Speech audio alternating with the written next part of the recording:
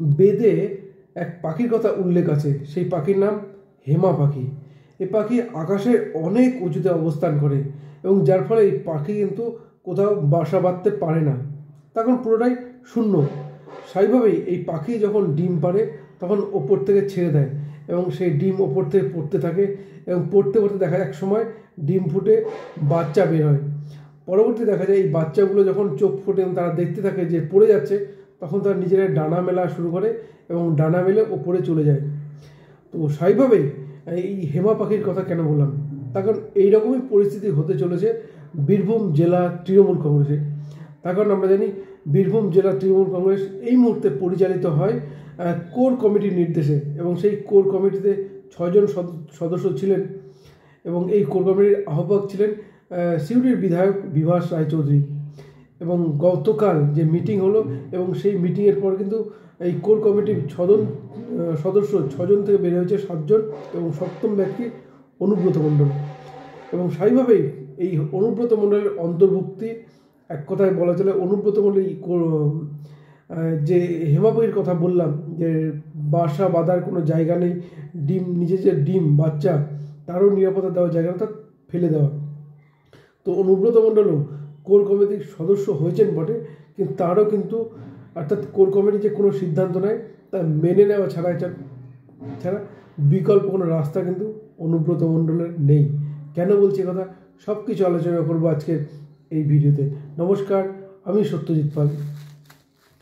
রাজ্যের শাসক দল তৃণমূল কংগ্রেসে যাদেরকে নিয়ে চর্চা হয়, মুখ্যমন্ত্রী মমতা বন্দ্যোপাধ্যায়, তারপরেই রয়েছেন তৃণমূল কংগ্রেসের সর্বভারতীয় সাধারণ সম্পাদক অভিষেক বন্দ্যোপাধ্যায় এবং এরপর যে ব্যক্তিটি আসেন তিনি অনুব্রত মণ্ডল। আমরা জানি বীরভূমের দুর্দান্ত প্রতাপ নেতা এবং বীরভূম জেলা সভাপতি। তো স্বাভাবিকভাবেই অনুব্রত মণ্ডল বারবার খবরের শিরোনামে এসেছেন, কখনো বিতর্কিত মন্তব্য করে, কখনো বিতর্কিত কাজ করে এবং নিজের দলের অন্দরেও কিন্তু ব্যাপক গোষ্ঠী কন্দল ছিল। কিন্তু অনুব্রত মণ্ডলের দাপট এতটাই ছিল যে তার নিজের দলের অনুব্রত বিরোধী লোকেরাও একটা নীরব থাকতেন এবং এই অনুব্রত বিরোধীদের মধ্যেই অন্যতম ছিলেন কাজল শেখ। এবং অনুব্রত মণ্ডলের বিরোধী হওয়ার জন্য একসময় তার কিন্তু ঘর ছাড়া হয়েও থাকতে হয়েছিল এবং দেখা গেল 2022 সালে গরু পাচার মামলায় গ্রেপ্তার হন অনুব্রত মণ্ডল এবং তারপরেই কিন্তু শাসক দল বীরভূম জেলার দায়িত্ব তুলে দেয় এই কাজল শেখের হাতে এবং কোর কমিটি তৈরি করা হয় এবং কোর কমিটিতে 6 জন সদস্য ছিলেন এবং এই কোর কমিটির আহ্বায়ক ছিলেন সিউড়ির বিধায়ক বিভাস রায়চৌধুরী। এবং স্বাভাবিকভাবেই এই কোর কমিটি জেলার সংগঠনটা পরিচালিত করত। কিন্তু দেখা যায় বিগত যে পঞ্চায়েত নির্বাচন এই কোর কমিটির নির্দেশেই পরিচালিত হয়েছে এবং যার ফলে কিন্তু পঞ্চায়েত জেলা পরিষদে জিতে এসেছেন কাজল শেখ এবং তিনি কিন্তু এই মুহূর্তে বীরভূম জেলা পরিষদের সভাধিপতি।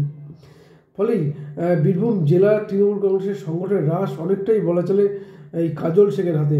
এবং দেখা গেল অনুব্রত মণ্ডল জেল থেকে জামিন পেয়েছেন এবং জামিন পেয়ে তিনি কিন্তু সংগঠনের হ্রাসটা আর নিজের হাতে পাচ্ছেন না। অর্থাৎ তিনি জেলা সভাপতি ছিলেন এবং তিনি জেলে যাওয়ার পরেও কিন্তু তাকে কিন্তু জেলা সভাপতি করে রেখেছিল শাসক দল, কিন্তু তাকে জেলা সভাপতি থাকলেও একটি কিন্তু কোর কমিটি তৈরি করে দেওয়া হয় এবং এই কোর কমিটি অন্যতম অন্তর্ভুক্তি অনুব্রত মণ্ডলের কঠোর বিরোধী কাজল শেখ। এবং তারপরে দেখলাম অনুব্রত মণ্ডল জেল থেকে জামিন পাওয়ার পর কাজল শেখ দেখা করতে গেলেন এবং দেখা করতে গিয়ে তিনি কিন্তু বলেন যে অনুব্রত মণ্ডল তার রাজনৈতিক গুরু। সুতরাং এখান থেকে পরিষ্কার তিনি অনুব্রত মণ্ডলকে যথেষ্ট মান্য করেন। কিন্তু দেখা যাচ্ছে সংগঠনের হ্রাস কিন্তু অনুব্রত মণ্ডল কোনো মতেই ধরতে পারছেন না। তারপরে যে বিজয়া সম্মেলনীগুলো হয়েছে যেখানে কিন্তু অনুব্রত মণ্ডল গেছেন একদিকে, অন্যদিকে গেছেন কাজল শেখ, অর্থাৎ কোথাও যেন তারা কিন্তু কোনো মঞ্চে দুজনকে এক মঞ্চে দেখা যায়নি। ফলে এই নিয়ে একটা প্রশ্ন উঠেছিলই। এরপরেই আমরা দেখলাম দলনেত্রী অনুব্রত মণ্ডলকে ডেকে পাঠান এবং তিনি কিন্তু স্পষ্টই বলেন যে কাজল শেখের সাথে মিলিয়ে মিশে কাজ করতে হবে। তো এরপরেই দেখা যায় কাজল শেখের নিরাপত্তা কিন্তু বাড়ানো হয়। অনুব্রত মণ্ডল যেখানে Z+ ক্যাটাগরি নিরাপত্তা পান, কাজল শেখে কিন্তু Z+ ক্যাটাগরি নিরাপত্তা দেয় রাজ্য সরকার। ফলে স্বাভাবিকভাবেই কোনো মতেই কাজল শেখের ছোটো করাটা দুজনকে সমান গুরুত্ব দেওয়া এবং এরপরেই দেখা যায় যে রাজ্যের তৃণমূল কংগ্রেসের যে সাধারণ সম্পাদক রয়েছেন অভিষেক বন্দ্যোপাধ্যায়, তিনি নির্দেশ দেন যে কোর কমিটির কে নিয়েই কাজ করতে হবে। এরপরেই কোর কমিটির বৈঠক ডাকেন দলনেত্রীর নির্দেশে বিভাস রায়চৌধুরী, এবং সেই বৈঠকে সবাই ছিলেন এবং ছিলেন অনুব্রত মণ্ডল। এরপরেই এই 6 জনের যে কমিটি, সেই কমিটির সদস্য সংখ্যা বেড়ে হয় 7, অর্থাৎ অনুব্রত মণ্ডলকে নেওয়া হয়। কিন্তু যেটা বিষয় সেটা হলো কাজল শেখ যেভাবে টিমটা সাজিয়েছেন বা যে 6 জনের কোর কমিটি রয়েছে, এখানে অনুব্রত মণ্ডলে যুক্ত হলেও নির্দেশ দেওয়া ছাড়া বা কাজল শেখের অনুগামীদের বা কোর কমিটি যদি কোনো কিছু তৈরি করেন তো সেটা অনুব্রত মণ্ডলের মেনে নেওয়া ছাড়া বিকল্প কোনো রাস্তা নেই। সেই কারণেই এই হেমা পাখির গল্পটা করলাম। অর্থাৎ অনুব্রত মণ্ডল কোর কমিটি যুক্ত হলেও এই কাজল শেখ বা তার অনুগামীরা বা এই কোর কমিটি যদি কোনো নির্দেশিকা চালু করেন জেলা কমিটির জন্য, জেলার জন্য বা সংগঠনের জন্য, আর সেটা কিন্তু অনুব্রত মণ্ডলকে মেনে নিতে হবে। তার কারণ যে 7 জনের যে কমিটি, 6 জনই কাজল শেখের ঘনিষ্ঠ, একা অনুব্রত মণ্ডল। অর্থাৎ শুধুমাত্র তাহলে কি শুধুমাত্র বলা চলে এক কথা ঠুটো জগন্নাথ হয়েই থাকবেন অনুব্রত মণ্ডল? সেটা তো শাসক দল ঠিক করবে। কিন্তু যেটা কিন্তু স্পষ্ট যে সংগঠনের যে রাজটা অনুব্রত মণ্ডল নেওয়ার চেষ্টা করেছিলেন, যেভাবে তার হাতে ছিল, সেটা কিন্তু তিনি কোনো মতেই পাচ্ছে না।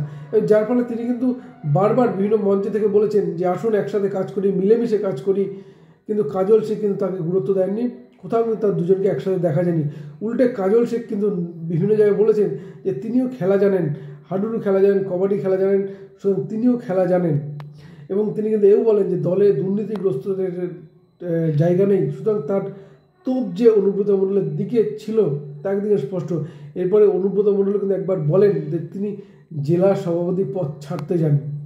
তো সুতরাং এই অনুব্রত মণ্ডলের হতাশা এখান থেকে কিন্তু বোঝা যায়। এরপরেই দল থেকে নির্দেশ আছে, রাজ্য সরকার যেখানে কাজল শেখের নিরাপত্তা বাড়িয়েছে, পাশাপাশি এই যে কোর কমিটির যে বৈঠকটা হলো এবং 6 জনের জায়গায় 7 জনে হলো, সেখানে অনুব্রত মণ্ডলের অন্তর্ভুক্তি। সুতরাং এক কথা বলা যায় অনুব্রত মণ্ডল ঠুটো জগন্নাথ হয়েই এই কোর কমিটি থাকতে চলেছেন। কারণ কাজল শেখ একদিকে যেমন 2023 যে পঞ্চায়েত নির্বাচন, এই পঞ্চায়েত নির্বাচন কিন্তু এই কোর কমিটি পরিচালিত করেছিল, এবং স্বাভাবিকভাবেই কাজল শেখ এই পঞ্চায়েত নির্বাচনের পরে বা পঞ্চায়েতে যে টিকিট বন্টন সমস্ত কিছু কিন্তু কোর কমিটি করেছিল, যার ফলে সংগঠনের রাশ কিন্তু অনেকটাই কাজল শেখের হাতে। আর তা কিন্তু জেল থেকে এসে প্রথমবার বুঝতে পেরেছিলেন অনুব্রত মণ্ডল, যার ফলে বারবার চেষ্টা করলেও ধরতে কিন্তু পারেননি।